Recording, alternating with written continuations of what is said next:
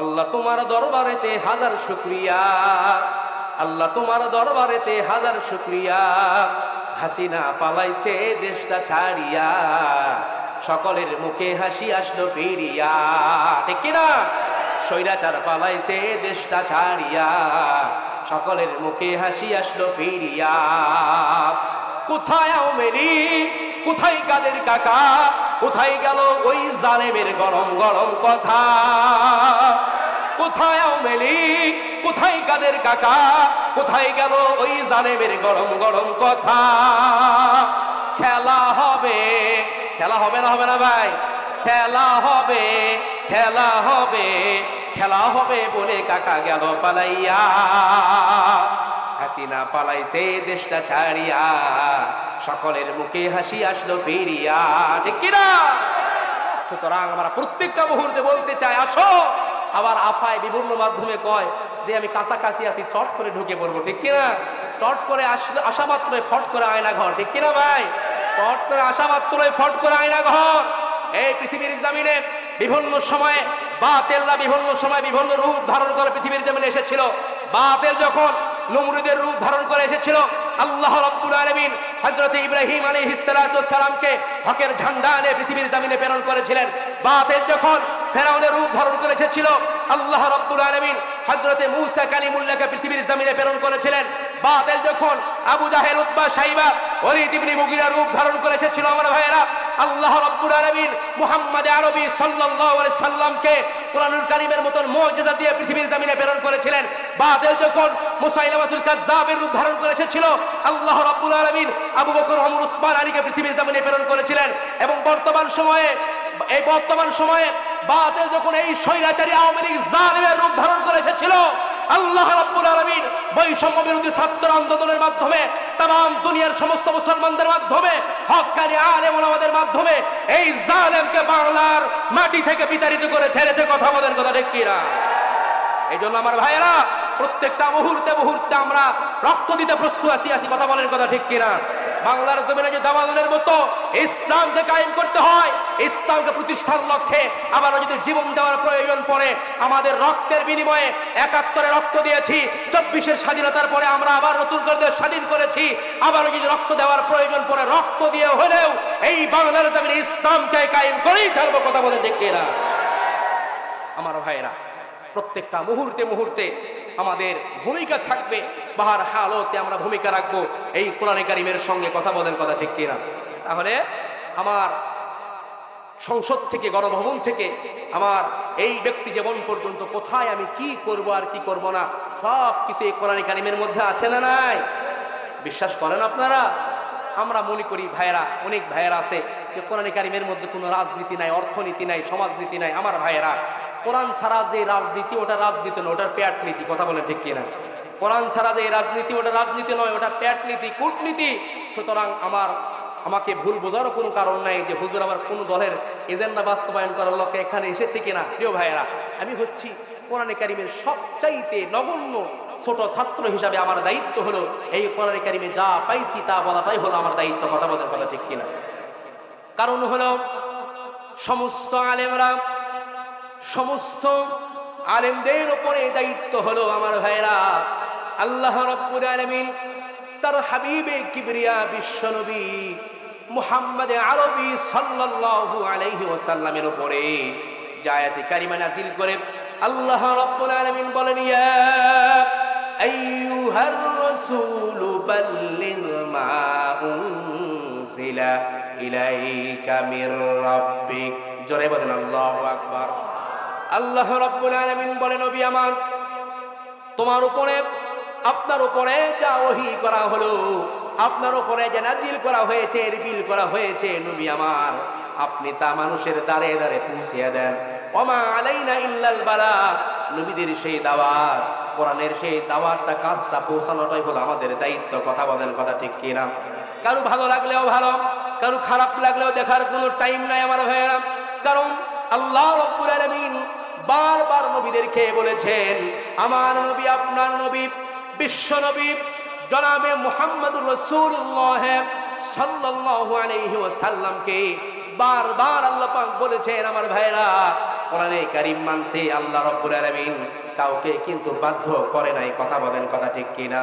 আল্লাহ রাব্বুল আলামিন বলেন, ইন্নামা আনতা মুযাক্কিরুল লাস্তা আলাইহিম বিমুসাইতির। জোরে বলেন আল্লাহু আকবার। আল্লাহ রাব্বুল আলামিন বলেন, নবী হে, আমি আল্লাহ রাব্বুল আলামিন দুনিয়ার জমিনে আপনাকে দারোগা বানায়া পাঠায় নাই যে আপনি লাঠি সার্চ করে লাঠি দিয়ে মেরে মেরে মানুষকে ইসলামের দিকে আনবেন। বরং আপনার কাজ হলো, আপনার দায়িত্ব হলো, ইন্নামা আনতা মুযাক্কির, আমি আল্লাহ রাব্বুল আলামিন আপনাকে উপদেশক হিসেবে পাঠিয়েছি। আপনি মানুষকে উপদেশ দেন। ফামান শাআ ফালইউমিন ওয়া মান শাআ ফালইয়াকফুর। জোরে বলেন আল্লাহু আকবার। ইচ্ছা হয় মানবা আর ইচ্ছা হয় কুফরি করবা, তবে আমাদের দায়িত্বটা আমরা পালন করে যাব। ঠিক কিনা ভাই? এই জন্য আমরা কে কোন দল করি, কে জামাত, কে বিএনপি, কে হেফাজতে ইসলাম, কে খেলাফতে মজলিস, কে জাতীয় পার্টি, কে আবার বাংলাদেশ ইসলামী আন্দোলন, আমাদের এগুলো দেখার কোনো টাইম নাই। আমাদের একটা পরিচয়, সব চাইতে বড় পরিচয়, আমরা সকলেই পড়েছি লা ইলাহা ইল্লাল্লাহু মুহাম্মাদুর রাসূলুল্লাহ। এর থেকে বড় কোনো পরিচয় আমাদের আছে ভাই? এর থেকে বড় কোনো পরিচয় আমাদের নাই।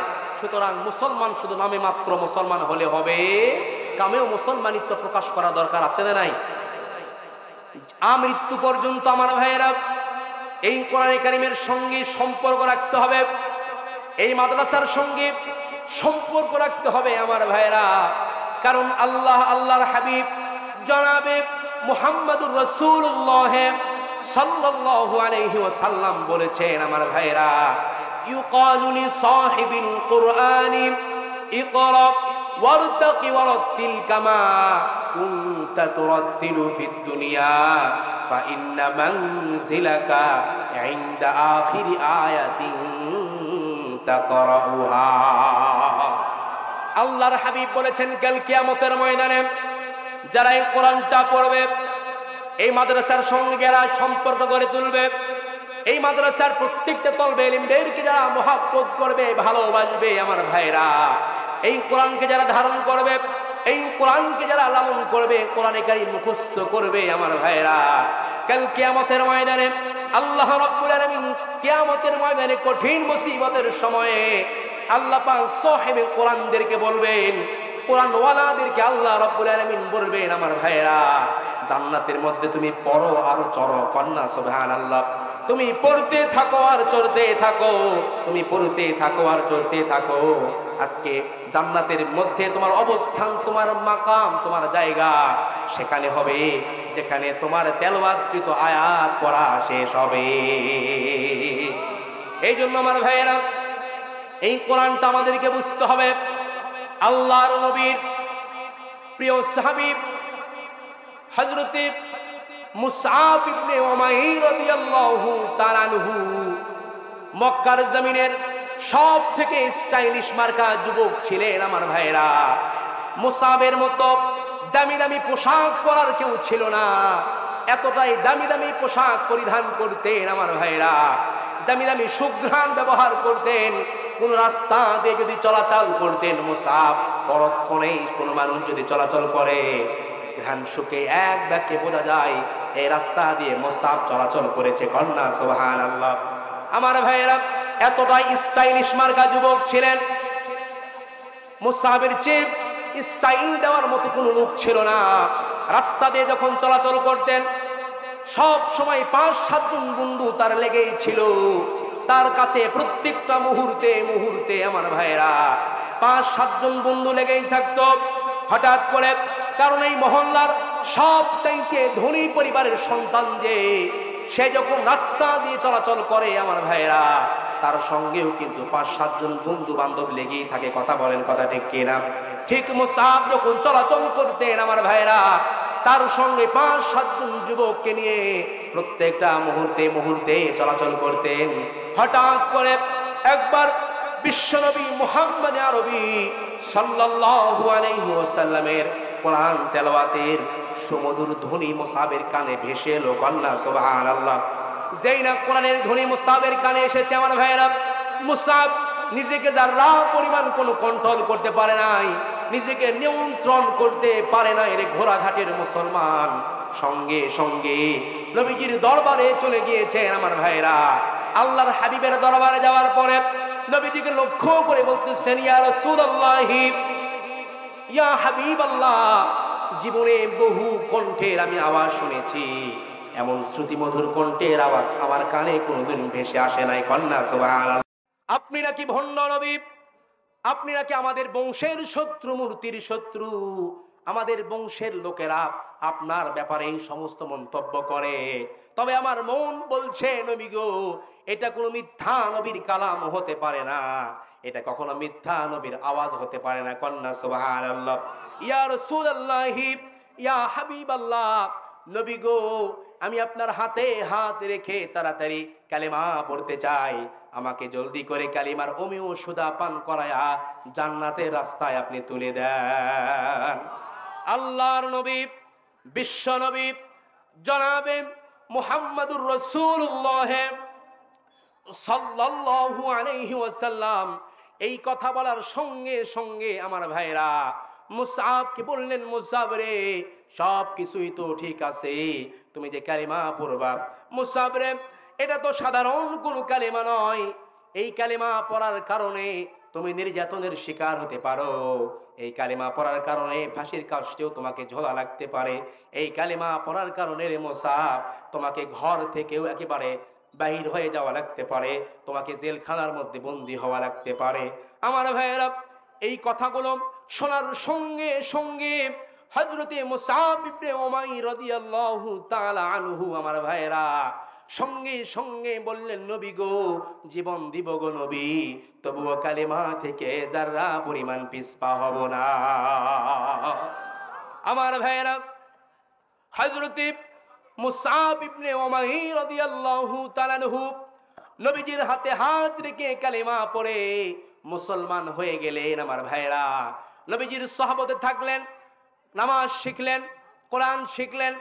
এরপরে বাড়িতে যখন তিনি চলে গেলেন, বাড়িতে যাওয়ার পরে হযরতে মুসআব ইবনে উমাইর রাদিয়াল্লাহু তাআলা আনহু আমার ভাইয়েরা গোপনে গোপনে নামাজ পড়তেছেন, কোরআন তেলাওয়াত করতেছেন। কারণ বাড়ির সবাই মুশরিকা, সবাই মুশরিক যদি প্রকাশ্যে ইবাদত করে আমার ভাইয়েরা, তাহলে নির্যাতনের শিকার হতে পারে। কথা বলেন, কথা ঠিক কিনা? গোপনে গোপনে নামাজ পড়তেছেন যেন কেউ না দেখে। হঠাৎ করে একজন লোক মুসআবের ইবাদত করতে দেখে সঙ্গে সঙ্গে আমার ভাইয়েরা মুসআবের মার কাছে গিয়ে বলেছেন, মুসআবের মা, মনে হয় তোমার মুসআব ইসলাম গ্রহণ করেছে, তোমার মুসআব তো গোপনে গোপনে নামাজ পড়তেছে। এই কথা শোনার সঙ্গে সঙ্গে আমার ভাইয়েরা মুসআবের মা মুসআবের কাছে চলে গিয়েছেন। আমার ভাইয়েরা মুসআবের কাছে যাওয়ার পরে মুসআবকে লক্ষ্য করে বলতেছেন, মুসআব কলিজার টুকরা সন্তান আমার, তোমার বাবা নাই, তারপরেও মক্কার জমিনে তোমার মতো স্টাইল দেওয়ার মতো কোনো যুবক নাই, তুমি যা চাও তাই তোমাকে দান করি, তুমি যা চাও রে মুসআব তোমাকে সব কিছু আমি দেই, তোমার মতো 200 দিরহামের পোশাক পরিধান করার মতো কোনো যুবক নাই। শুনলাম তুমি নাকি বাপ দাদার 14 গোষ্ঠী ধর্ম উপেক্ষা করে এক মুহাম্মাদের আল্লাহর উপর ঈমান এনেছো, এটা কতটুকু সত্য রে মুসআব? আমার ভাইরা, এই কথা বলার সঙ্গে সঙ্গে হযরতে মুসআব ইবনে উমাইর রাদিয়াল্লাহু তাআলা আনহু আমার ভাইরা সঙ্গে সঙ্গে নিজের কলিজার টুকরা মাকে বললেন যে, মা, ওগো মা, কলিজার টুকরা মা আমার, আমিও খেয়াল করেছি তোমাকেও আমার নবীজির কাছে নিয়ে গিয়ে কালিমার অমিয় সুদা পান করায়া তোমাকেও জান্নাতের রাস্তায় আমি নিতে চাই। আমার ভাইয়েরা, যেই না কথা বলেছেন, এই কথা শোনার সঙ্গে সঙ্গে মুসআবের মা রাগান্বিত হয়ে যুবক মানুষ একেবারে গালের মধ্যে থাপ্পড় মেরে দিয়েছে। যুবক মানুষ গালের মধ্যে থাপ্পড় মেরে দিয়েছে। আমার ভাইরা, থাপ্পড় মারার সঙ্গে সঙ্গে মুসআব চোখের পানি ছেড়ে দিয়ে আমার ভাইরা মাকে কোনো কিছু বলে না, চোখের পানি ছেড়ে দিয়ে হাউমাউ করে কাঁদে। আমার ভাইরা, কারণ মা যদি মুশরিকা হয়, বেদিন হয়, সন্তানকে যদি থাপ্পড় মারে, গালিগালাজ করে, সন্তান যারা পরিমাণ মায়ের প্রতি কিন্তু চড়াও হতে পারবে না। ঠিক কিনা ভাই? কিন্তু বর্তমান সময়ে আফসোস করে বলতে হয়, কিছু কিছু যুবক আছে, আহা যুবক, বিয়ে শাদী করার পরে আহারে বাপ মার গায়ে হাত তোলে, মাকে কষ্ট দেয়, বাবাকে মারে, বাবাকে ঘর থেকে বের করে দেয়। মা বাবা সন্তানের কাছে ভিক্ষুকের মতো হাত পাতায়, আহ বাবা আমার একটু এইটা খাইতে মন চাই, সেইটা খাইতে মন চাই, একটু দে না বাবা, আমার একটু টাকার দরকার, পয়সার দরকার, ঔষধ খাইতে মন চায়, একটু টাকা দে না বাবা। আহ যুবক, তুমি তোমার মাকে দেও নাই, ঘর থেকে বের করে দিয়েছো, কষ্ট দিয়েছো, মার কলিজায় তুমি আঘাত দিয়েছো, কিয়ামত পর্যন্ত তুমি দুনিয়ার জমিনে সফলতার মুখ কোনোদিন দেখবা না, এবং কাল কিয়ামতের ময়দানে জান্নাতের কোনো ঘ্রাণও তুমি পাইবা না। কারণ আল্লাহর হাবিব বলেছেন, রিদার রব্বি ওয়া রিদাল ওয়ালিদাইন, কোন সন্তানের উপরে যদি মা বাবা যদি সন্তুষ্ট থাকে, আসমানের মালিক আল্লাহ তাআলাও সন্তুষ্ট হয়ে যায়। কন্যা সুবহানাল্লাহ। আর কোন মা বাবার উপরে কোন সন্তানের উপরে যদি মা বাবা অসন্তুষ্ট হয়ে যায়, আসমানের মালিক আল্লাহ তাআলাও অসন্তুষ্ট হয়ে যায়। আল্লাহর হাবিব আরো বলেছেন, লাউ কাতাতা জিলদাক, যদি কোনো সন্তান গায়ের চামড়া কেটে মায়ের একজোড়া চাপ্পল জুতা বানিয়ে দেয় আমার ভাইরা, তবুও যারা পরিমাণ মায়ের যে এক ঢোক দুধ পান করেছে আমার ঘোড়াঘাটের মুসলমান, যারা পরিমাণ তার ঋণ শোধ হবে না। মায়ের এক ধার দুধের দাম কাটিয়া গায়ের চাম, মায়ের এক ধার দুধের দাম কাটিয়া গায়ের চাম, পাপুল বানাইলেও ঋণের শোধ হবে না, এমন দরদি ভবে কেউ হবে না আমার মাগো, এমন দরদি ভবে কেউ হবে না আমার মাগো। ঠিক কিনা ভাই? মায়ের চেয়ে এত বড় কোন দয়ালু কেউ আছে ভাই পৃথিবীতে? মা সন্তানকে কতটা টেক কেয়ার করে, ভালোবাসে, যত্ন নেয়, পৃথিবীতে এমন ভালোবাসা কেউ পারবে? আহ আফসোস লাগে, সন্তান মার মনে কষ্ট দেয়, বাবার মনে আঘাত দেয়, আর সন্তান বিভিন্ন রকমের মাজার ভণ্ডগিরি আছে না নাই, মাজারে মাজারে দৌড়ায়, যে মার মনে কষ্ট দিয়ে আঘাত দিয়ে মাজারে মাজারে বাবার কাছে যায়, পানি পড়া, তেল পড়া, উমুক পড়া, তুমুক পড়া নেওয়ার জন্য। আমার ভাইয়েরা,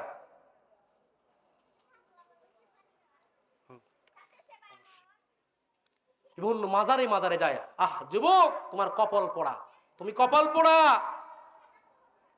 তাম দুনিয়ার সমস্ত ওলিয়া উলিয়া আল্লাহওয়ালারা, সমস্ত আলেমরা, সমস্ত হুজুররা, সমস্ত পীররা, পীর সাহেবরা মিলে যদি এক গ্লাস পানিতে পড়ে যদি ফু দেয় যুবক, আর তোমার কলিজার টুকরা আব্বা আম্মা যদি আর এক গিলাস পানিতে ফু দেয়, মুহূর্তের মধ্যে ওই এক গিলাস, যেই গিলাসের মধ্যে তোমার আব্বা আম্মা ফু দিয়েছে, মুহূর্তের মধ্যে আল্লাহ তাআলা ওই গিলাসের পানিটা কবুল করে নেবেন। কন্যা সুবহানাল্লাহ। আর তুমি গাছের গোড়ায় তুমি একদম কেটে ফেল দিয়ে তুমি ফলের আশা করো? অসম্ভব, অসম্ভব। আমি নিজামউদ্দিন, আমার কোনো যোগ্যতা নাই ভাই, আমার কোনো যোগ্যতা নাই, কোনো এলেম কালাম কোনো কিচ্ছু নাই, জিন্দিগিতে বাপ মার সঙ্গে কোনোদিন বেয়াদবি করি নাই। আমার উস্তাদের দোয়া, মাতা মুরব্বির দোয়া, আমার আব্বা আম্মার দোয়া, ভাই ব্রাদার সকলের দোয়ার বদৌলতে আজ এই বাংলার এমন কোন জেলা নাই যেই জেলায় এই অধম যায় নাই। প্রত্যেকটা জেলাতে প্রত্যেকটা দিন হাজার হাজার মানুষের সম্মুখে দুই চারটা কথা বলার আল্লাহ পাক আমাকে তৌফিক দান করে।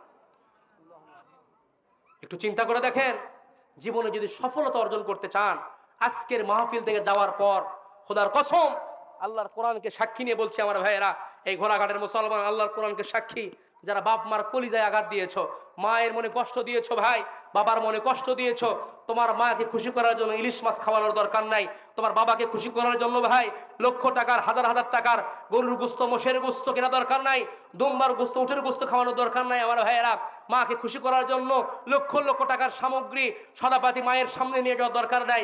আজকের এই মাহফিল থেকে যাওয়ার পরে সবাই ঘুমিয়ে পড়বে, আপনি কলিজা দিয়ে নিজের আব্বাকে আম্মার হাত চেপে ধরে বলবেন, মা আমি জীবনে ভুল করেছি, মা বাবা আমি জীবনে ভুল করেছি, আমাকে আপনি ক্ষমা করে দেন, আমাকে মাফ করে দেন। খোদার কসম আল্লাহর কোরআনকে হাতে নিয়ে বলতেছি ভাই, জীবনে যা ভুল করেছেন এই কথা বলার সঙ্গে সঙ্গে দুনিয়ার কেউ আপনাকে ক্ষমা করবে না। আপনার মা সঙ্গে সঙ্গে মোমের মতো গলে গিয়ে আপনি সন্তানের জন্য দোয়া করবে, আল্লাহর কাছে সঙ্গে সঙ্গে কবুল হয়ে যাবে, ঠিক কিনা? আমার ভাইয়েরা যেন আসেন, আমরা কখনো কষ্ট দিব না আব্বা আম্মাকে। জীবনে যদি সাকসেস আর সফলতা অর্জন করতে চান, আপনি আজকে পেরেশানের মধ্যে কেন জানেন? আপনি আজকে টেনশনের মধ্যে কেন জানেন? আপনি আজ পেরেশানের মধ্যে আছেন, আপনার মার মনে কষ্ট দিয়েছেন। আপনি বউ নিয়ে শান্তির মধ্যে নাই, আপনি সন্তান নিয়ে শান্তির মধ্যে নাই, আপনি টাকা নিয়ে শান্তির মধ্যে নাই। হাজার হাজার টাকা মাসে আপনি ইনকাম করছেন, আমার কলিজার টুকরো ভাইয়েরা, মাস শেষে দেখা যায় আপনার হাজার হাজার টাকা ঋণ আছে না নাই? এজন্য আসেন আমরা ফিরে আসি। তো হযরতে মুসআব ইবনে উমাইর রাদিয়াল্লাহু তাআলা আনহুকে যখন তার মা থাপ্পড় মেরে দিয়েছে, যুবক মানুষ কোনো কিছু কয় নাই, চোখের পানি ছেড়ে দিয়ে, আমার ভাইয়েরা চোখের পানি ছেড়ে দিয়ে মার জন্য মনে মনে দোয়া করেছেন। বলেন সুবহানাল্লাহ। মুসআবের মা এক পর্যায়ে বলে ফেলেছে, মুসআব তুমি যে ইসলাম গ্রহণ করলাম, তোমার বাপদাদার 14 গোষ্ঠীর ধর্মকে তুমি উপেক্ষা করে মুহাম্মাদের ধর্মের উপরে তুমি যে বহাল থাকবা, বহাল থাকতে চাও রে মুসআব, এর পরিণামটা কি হতে পারে তুমি কি জানো নাকি? মুসআব কয় না জানি না। মুসআবের মা কই, বাবা মুসআব আমার, এর কারণে তোমাকে গৃহবন্দী করব, ঘরের মধ্যে বন্দী করে রাখবো রে মুসআব। আমার ভাইয়েরা সঙ্গে সঙ্গে মুসআবকে গৃহবন্দী করে ফেললেন। এক বেলা খাবার পায় তো 2 বেলা মুসআব খাবার পায় না, মনে মনে আল্লাহর কাছে দোয়া করে, নামাজ পড়ে, কোরআন তেলাওয়াত করে। হঠাৎ করে ঘর থেকে তালা ভেঙ্গে পলায়ন করে হাবশায় চলে গেছে। আমার ভাইয়েরা হাবশায় যাওয়ার পরে 1 দিন যায়, 2 দিন যায়, 3 দিন 4 দিন অতিক্রম করে চলে যায়। আমার ভাইয়েরা মুসআবের মনের মধ্যে কোনো শান্তি নাই, মুসআব শান্তি পায় না। নবীজির হাতে হাত রেখে ইসলাম গ্রহণ করলাম আর আমি হাবশায় থাকবো, এটা তো কোনো ক্রমেই হতে পারে না। সাহসিকতার পরিচয় দিয়ে আবার মক্কার জমিনে মুসআব ফিরে গিয়েছে। আমার ভাইয়েরা মক্কার জমিনে ফিরে যাওয়ার পরে মুসআবের মা আবার বলে, মুসআব আবার তোমাকে গৃহবন্দী করব। মুসআব কয়, মা এতদিন তোমাকে কোনো কিছু বলি নাই, হাতের মধ্যে যদি তলোয়ার পাই রে মা, তাহলে ডানে বামে কোনো কিছু দেখবো না, একেবারে সকলকে কিন্তু একেবারে কোপাকাত করে ফেলবো। মা কোনো কিছু বলে না। আমার ভাইয়েরা যুবক মানুষ, রাগান্বিত মানুষ, এই অবস্থায় হযরত মুসআব ইবনে উমাইর রাদিয়াল্লাহু তাআলা আনহুকে তার মা বলে, বাবা ঠিক আছে, তোমার কাছে একটা অপশন আছে মুসআব, যদি তুমি আমাদের বাড়িতে থাকতে চাও তাহলে মুহাম্মাদের ধর্ম তুমি ছেড়ে দাও, আর মুহাম্মাদের ধর্মের উপরে তুমি যদি আদিষ্ট হতে চাও, থাকতে চাও রে মুসআব, তাহলে আমাদের বাড়ি ঘর জামা কাপড় সব কিছু তুমি ছেড়ে দাও। মুসআব ইবনে উমাইর রাদিয়াল্লাহু তাআলা আনহু বলে, মা ও আমার কলিজার টুকরা মা, শুধু তোমার বাড়ি ঘর কেন আর কাপড় চোপড় কেন রে মা, তামাম দুনিয়া ছেড়ে দিতে রাজি আছি গো মা, কিন্তু বিশ্ব নবীর দরবার আমি ছাড়তে পারবো না।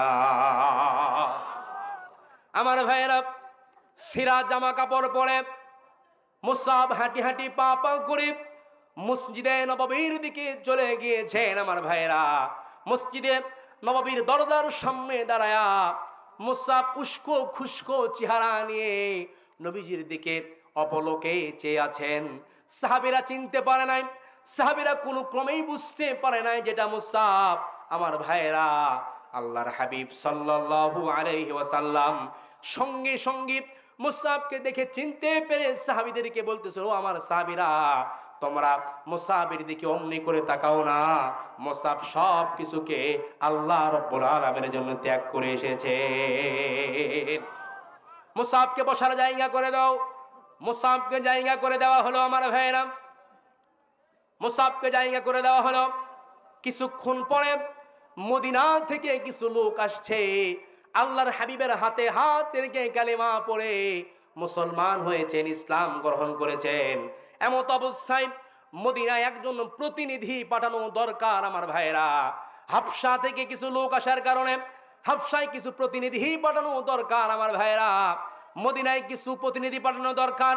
এই খেয়াল করে আল্লাহর হাবিব খেয়াল করেছেন মুসআব সুদর্শন একজন যুবক, মুসআব সুন্দর সুন্দর কথা বলতে পারে, মুসআবের চেয়ে স্মার্ট উপস্থাপনা তেমন কোনো লোক আর পারে না। নবীজি এই খেয়াল করে আমার ভাইরা সঙ্গে সঙ্গে ওই সকল লোকদের সঙ্গে মদিনায় প্রতিনিধি হিসাবে মুসআবকে প্রেরণ করেছেন। কন্যা সুবহানাল্লাহ।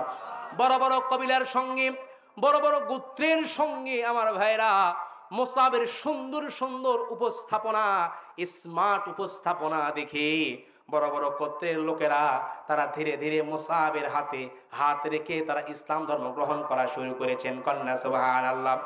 বিশ্ব নবী মদিনায় যাওয়ার পূর্বে আমার ভাইয়েরা মুসআবের হাতে একেবারে 1 নয় 2 নয় 150 জন মুসলমান ইসলাম ধর্ম গ্রহণ করে কালিমার অমিয় সুধা পান করেছে আমার ভাইয়েরা। তারপরে বদরের যুদ্ধ সংগঠিত হয়ে গেল। বদরের যুদ্ধে হযরত মুসআব ইবনে উমাইর রাদিয়াল্লাহু তাআলা আনহু বীর বিক্রমা যুদ্ধ করছেন, বীর বিক্রমা যুদ্ধ করছেন। বদরের যুদ্ধে সেনাপতিত্বের দায়িত্ব গ্রহণ করে হযরত মুসআব ইবনে উমাইর রাদিয়াল্লাহু তাআলা আনহু মুসলমানদের বিজয় ছিনিয়ে নিয়ে আসলেন। কন্যা সুবহানাল্লাহ। তারপরে আমার ভাইয়েরা তাবুক যুদ্ধের, উহুদ যুদ্ধের দামামা বেজে গেল। উহুদ যুদ্ধের যেই না দামামা বেজে গেল আমার ভাইয়েরা, উহুদ যুদ্ধের কাকে সেনাপতিত্বের দায়িত্ব দান করবেন, দিবেন আমার ভাইয়েরা? আল্লাহর হাবিব খেয়াল করলেন মুসআব সুদর্শন একজন যুবক, স্মার্ট উপস্থাপনা, সুন্দর সুন্দর কথা বলতে পারেন, খুব সুন্দর ভাষা মুসআব জানেন, বিচক্ষণ একজন যুবক আমার ভাইয়েরা। এই খেয়াল করে আল্লাহর হাবিব সাল্লাল্লাহু আলাইহি ওয়াসাল্লাম উহুদের প্রান্তরে মুসআবকে সেনাপতির দায়িত্ব দিয়ে এক হাতে তলোয়ার আর এক হাতে কালিমার ঝান্ডা দিয়ে প্রেরণ করেছেন আমার ভাইয়েরা। প্রাথমিক পর্যায়ে বীর বিক্রমা যুদ্ধ করতেছেন। উহুদের যুদ্ধে প্রাথমিক পর্যায়ে মুসলমানদের বিপর্যয় ঘটে, এতে 70 জন সাহাবা শাহাদাত বরণ করেছেন। ওইদিকে বিশ্বনবী সাল্লাল্লাহু আলাইহি ওয়াসাল্লাম মাথার মধ্যে লোহার কড়া ঢুকে গিয়ে আমার ভাইয়েরা উহুদের প্রান্তরে বিশ্বনবী বেহুশ হওয়ার উপক্রম হয়ে গিয়েছে আমার ভাইয়েরা। মুসআব লক্ষ্য করে দেখেন কাফের বেঈমানেরা নাঙ্গা তরবারি নিয়ে নবীজির দিকে এমন অবস্থায় ধেয়ে যাচ্ছেন, এমন অবস্থায় ধেয়ে যাচ্ছেন আমার ভাইয়েরা। এই দৃশ্য দেখে হযরত মুসআব ইবনে উমাইর রাদিয়াল্লাহু তাআলা আনহু সঙ্গে সঙ্গে হাত দ্বারা ঘোড়া ছেড়ে দিলেন আমার ভাইরা। এক হাতে তরবারি আর এক হাতে কালিমার ঝান্ডা নিয়ে মুসআব নবীজির সামনে গিয়ে সমস্ত কাফের বেঈমানদেরকে শিরচ্ছেদ করে একেবারে দুনিয়া থেকে জাহান্নামের চিরতরে মেহমান করে পাঠাইলেন। নবীজির সামনে এমন ভাবে উপস্থাপনা করছেন যেন বিশ্ব নবীর সামনে ঢাল হিসাবে মুসআব ব্যবহৃত হচ্ছেন আমার ভাইরা। তারপরে এক পর্যায়ে যুদ্ধ করছেন। দূর থেকে ইবনে কাইমিয়া নামের একজন ব্যক্তি, একটা কাফের বেঈমান মুসআবের ডান হাতের মধ্যে আঘাত করেছেন আমার ভাইরা। সঙ্গে সঙ্গে মুসআবের হাতটা জমিনে পড়ে গিয়েছে আমার ভাইরা। বাম হাতে কালিমার ঝান্ডা জমিনে পড়তে দেয় নাই রে মুসলমান, বাম হাতের মধ্যে কালিমার ঝান্ডাকে উত্তোলন করেছেন। তারপরে ইবনে কাইমিয়া কিছুক্ষণ পর আবার বাম হাতে আঘাত করেছেন আমার ভাইরা। সঙ্গে সঙ্গে মুসআব জমিনে হাতটা পড়ে গিয়েছে। তারপর কালিমার ঝান্ডা জমিনে পড়তে দেয় না রে ঘোড়াঘাটের মুসলমান। এই জবান দ্বারা কামড়ে ধরে কালিমার ঝান্ডাকে উড্ডয়ন করে রেখেছেন। কিছুক্ষণ পরে অবস্থায় ওই কুলাঙ্গার কাফের বেঈমান দূর থেকে বর্ষা নিক্ষেপ করেছে, মুসআবের বুকের মধ্যে ঢুকে একেবারে পিছন দিয়ে বের হয়েছে আমার ভাইয়েরা। মুসআব মুরগির মতো থরথর করে কাঁপতে কাঁপতে জমিনে শহীদ হয়েছেন। তারপরও যাররা পরিমাণ কালিমার ঝান্ডাকে জমিনে পড়তে দাঁড়ায়, জবান দ্বারা, মুখ দ্বারা, পুরা শরীর দ্বারা একেবারে কামড়ে ধরে উড্ডয়ন করে রেখেছে। নবীজির হুঁশ আসার পরে আল্লাহর হাবিব সঙ্গে সঙ্গে সাহাবীদেরকে বলছেন, ও আমার সাহাবীরা, তোমরা দেখো আমার মুসআব কোথায়, মুসআবের খবর তোমরা নিয়ে আসো। আমার ভাইয়েরা সমস্ত সাহাবারা খোঁজ খবর নিতে গিয়ে খুঁজতে খুঁজতে দেখেন মুসআবের ডান হাত নাই, বাম হাত নাই। আমার ভাইয়েরা বুকের মধ্যে বর্ষা নিক্ষেপ অবস্থায় মুসআব জমিনে পড়ে আছেন। আমার ভাইয়েরা সাহাবীরা নবীজিকে বলতেছেন, ইয়া রাসূলুল্লাহি, ইয়া হাবিবাল্লাহ, নবী গো, নবী আমার, নবী আমাদের, আপনার প্রিয় সাহাবী মুসাব তো জমিনে আর বেঁচে নাই নবী গো মুসাবের ডান হাত নাই, মুসাবের বাম হাত নাই, মুসাবের বুকের মধ্যে বর্ষা নিক্ষেপ নবী গো। তারপরেও মুসাব কালিমার পতাকা জমিনে পড়তে দেয় নাই, মুসাব কামড়ে ধরে কালিমার ঝান্ডাকে উত্তোলন করে রেখেছে। আমার ভাইয়েরা, নবীজি নিজেই হাউমাউ করে কান্নাকাটি শুরু করলেন। আল্লাহর হাবিব সাহাবীদেরকে বলছেন, ও আমার সাহাবীরা, তোমরা কবর খনন করো, জলদি করে তোমরা কবর খননের মধ্যে নামাবো। আমার ভাইরা, কবর খনন করা হলো। মুসাবকে আল্লাহর হাবিব নিজেই কবরের মধ্যে নামালেন। আমার ভাইরা, কবরের মধ্যে নামানোর পরে আল্লাহর হাবিব সাহাবীদেরকে বলতেছেন, ও সাহাবীরা, তোমরা মুসাবের পা তোমরা কাপড় দ্বারা ঢেকে দাও। যখন কাপড় পার দিকে টান দেওয়া হয় আমার ভাইরা, মুসাবের চেহারা মুবারক একেবারে বের হয়ে যায়। আবার যখন মুখের দিকে কাফনের কাফনটা টান দেওয়া হয়, তখন মুসাবের পা বের হয়ে যায়। নবীজি হাউমাউ করে কাঁদলেন আর সাহাবীদেরকে বললেন, ও সাহাবীরা, তোমরা মনে দুঃখ নিও না, কষ্ট নিও না সাহাবীরা, মুসাফির সব কিছুকে আল্লাহ রাব্বুল আলামিনের জন্য ত্যাগ করেছে। আল্লাহ রাব্বুল আলামিন জান্নাতের মধ্যে মুসাফির জন্য কি ব্যবস্থা করে রেখেছেন তা আল্লাহ রাব্বুল আলামিন ভালো জানে। এই জন্য আমি আমার যুবকদেরকে, কলিজার টুকরা যুবকদেরকে বলতে চাই, সুন্দর সুন্দর স্মার্ট ভাবে আপনারা ঘোরাফেরা করেন। যুবক ভাইরা, আমার কলিজার টুকরা যুবকরা, আপনারা সুন্দরভাবে স্মার্ট ভাবে ঘোরাফেরা করেন, কোনো অসুবিধা নাই। যদি আপনারা সব কিছু স্মার্ট ভাবে উপস্থাপন করেন, ঘোরাফেরা করেন, আপনারা প্রত্যেকটা মুহূর্তে মুহূর্তে এই কোরআন যদি মানেন, কোরআন যদি ধারণ করেন, কোরআনের উপর যদি অটল অবিচল থাকেন, তাহলে আল্লাহ রাব্বুল আলামিন আপনাদেরকেও মুসাবের জিন্দেগি দান করবে, বলেন আমিন। আমার ভাইরা, আল্লাহ রাব্বুল আলামিনের কাছে আমরা দোয়া করব প্রত্যেকটা মুহূর্তে মুহূর্তে। এই জন্য সুতরাং আমরা প্রত্যেকটা মুহূর্তে এই কোরআনের উপরে অটল অবিচল থাকতে চাই তো ইনশাল্লাহ। সবাই হাত তোলেন, সবাই সবাই একটি হাত বন্ধ রাখবে না, সবাই ইনশাল্লাহ। যাদের ঘুম ধরছে একটু এদিক সেদিক দেই, সবাই হাত তোলেন ইনশাল্লাহ।